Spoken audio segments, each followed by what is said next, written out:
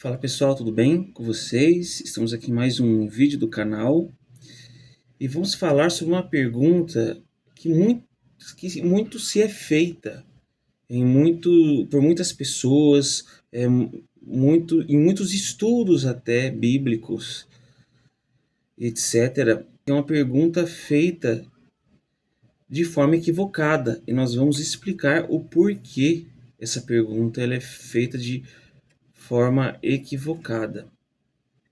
E a pergunta é a seguinte: o que o texto significa para mim? Ou às vezes você vai lá, abre um devocional, abre uma lição da escola sabatina ou da escola dominical e está escrito: o que esse texto significa para você? Mas antes disso, eu gostaria de falar para você que considera o trabalho do nosso canal relevante. Tem algumas formas de ajudar o nosso canal. Uma delas é fazendo uma chave Pix para o canal aqui do YouTube. Nós estamos desempregados no momento.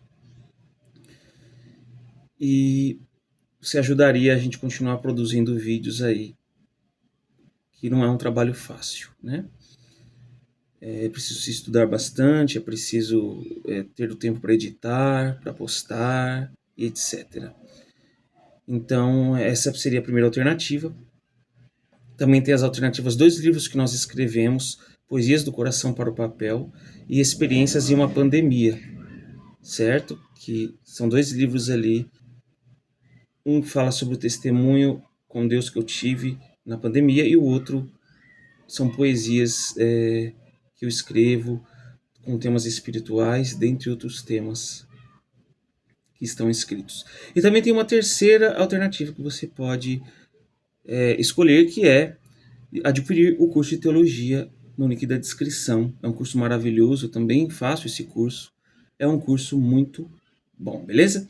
Então, continuando o assunto, por que essa pergunta é equivocada? Porque o texto ele já tem um significado próprio. Então eu não posso pegar um texto bíblico, por exemplo, de Davi e Golias e falar o que essas 5 pedras significam para mim. A primeira é fé, a segunda é comunhão. Não, até porque isso não está no texto, né? Então eu não posso simplesmente pegar um texto bíblico e falar o que esse texto significa para mim. Eu acho que isso aqui é simbólico. Eu acho que isso aqui não é literal. Mas por que essa pergunta está errada? Porque o texto ele já está escrito dentro de um contexto.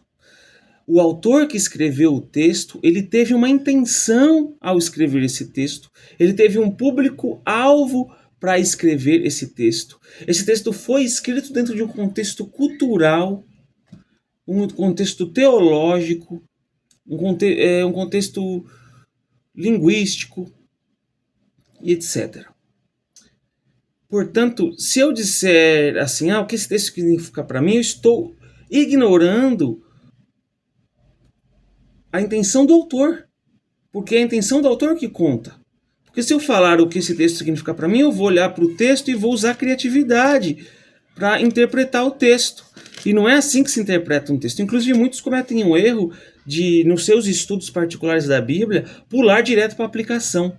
Sendo que é preciso você passar por algumas fases antes de você aplicar o texto na sua vida, né? E a gente vai falar sobre isso em outros vídeos. Inclusive, assim, a pergunta correta seria como esse texto se aplica na minha vida. A minha realidade hoje. Ou se eu for pregar, a realidade do meu ouvinte, né? O primeiro texto precisa me atingir para que eu possa pregá-lo e atingir outras pessoas, né? Mas eu nunca posso dizer o que o texto significa para mim. Não. Não é assim que funciona. Né? Senão você vai interpretar o texto do jeito que você quiser, do jeito que mais lhe agrada.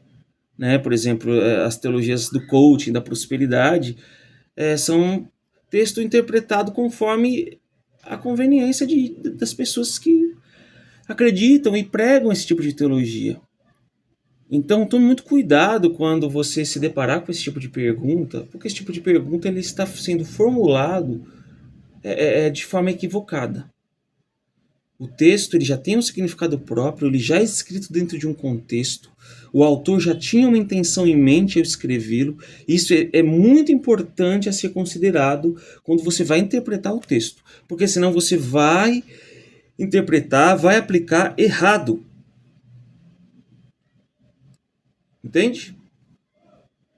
Então a gente usou o exemplo aqui de Davi as 5 pedrinhas de Golias, mas tem muitos outros exemplos de textos que se você considerar o que significa para você, você vai distorcer o significado do texto, né? Eu quero que, em primeiro lugar, você tenha essa questão em mente antes de nós gravarmos os próximos vídeos sobre o assunto de interpretação bíblica, certo?